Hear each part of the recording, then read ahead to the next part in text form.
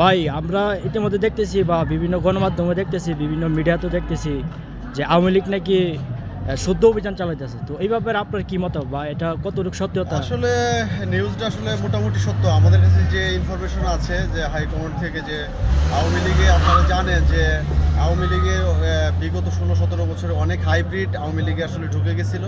তো এই হাইব্রিড মুক্ত করার জন্য আওয়ামী লীগের যে আজকে যে বাজে সময়, এর জন্য আসলে এইসব হাইব্রিড, তারপর যারা লোভী, যারা দলটাকে বিক্রি করে যারা খাওয়ার চেষ্টা করছে, ধান্দা করছে, এইসব ধান্দাবাজকে এবং হাইব্রিডকে মুক্ত করার জন্য নেত্রী একটা পদক্ষেপ নিয়েছে আমরা যতটুকু জানি। তো সেই পদক্ষেপেই আপনি হয়তো বা শুনেছেন বিভিন্ন পত্রপত্রিকায়, মিডিয়ায় বা বিভিন্ন ইউটিউব চ্যানেলে। তো এই শুদ্ধ অভিযানটা আসলে আওয়ামী লীগের দরকার, তৃণমূলও চাচ্ছে এটা।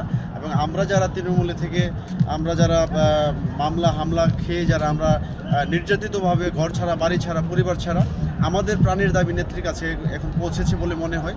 সেই জন্য একটা আওয়ামী লীগ একটা শুদ্ধ অভিযান মনে হয়। আপনারা অচিরেই জানতে পারবেন অফিসিয়ালি বিষয়টা। তবে আপনার কাছে যে ইনফরমেশনটা, এটা মোটামুটি একটা অথেন্টিক আমি বলবো। এবং সেই শুদ্ধ অভিযানে অনেকেই ব্ল্যাক লিস্টেড আছে, অনেক বড় বড় নেতাদের নামও আছে। আর এখন যে পরিশুদ্ধ আওয়ামী লীগ যেটা আসবে, সেই আওয়ামী লীগে তরুণ প্রজন্ম যারা আছে, আমাদের মতো আপনাদের মতো যারা তরুণ প্রজন্ম, যারা বঙ্গবন্ধুকে আদর্শ লালন করি, বঙ্গবন্ধুকে যারা আমরা বিশ্বাস করি, নেত্রীর প্রতি যাদের আস্থা আছে, তাদেরকে নিয়ে আওয়ামী লীগটা আসলে একটা আওয়ামী লীগ শুদ্ধ আওয়ামী লীগ হিসাবে আসতেছে। এবং আমি বলবো যে তরুণরা যারা আছে, তরুণদেরকে বলবো যে যারা এতদিন অনেকে ভুল পথে চলে গেছিলো, অনেকেই ভুল বুঝতে পারছে, ভুল পথ থেকে চলে এসে এখন আওয়ামী লীগে আসতেছে। এবং আপনারা সবাই নেত্রীর প্রতি আস্থা রাখুন এবং আপনারা কেউ রিউমারে কান দেবেন না।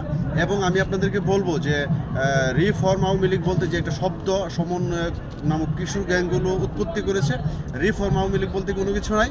আমরা নেত্রীর প্রতি আস্থাশীল ছিলাম, আছি, ভবিষ্যতে থাকবো। নেত্রী যতদিন বেঁচে আছে, নেত্রীর অধীনে, নেত্রীর নেতৃত্বে আওয়ামী লীগ থাকবে এবং নেত্রী আওয়ামী লীগের শেষ ভরসাস্থল। এর বাইরে আর কোনো কিছুই বুঝি না আমরা নেত্রীর প্রতি আস্থাশীল। সেই জন্য তৃণমূলকে বলবো আপনারা ঐক্যবদ্ধ থাকুন, আপনারা কোনো কিছুতে বাজে কোনো কিছুতে কান দেবেন না। এবং আমাদের নেতৃত্বে, তৃণমূলের নেতৃত্বে আওয়ামী লীগ ভালো অবস্থানে আসবে এবং অচিরেই ভালো অবস্থানে আসবে। সবাই ভালো থাকুন। জয় বাংলা, জয় বঙ্গবন্ধু।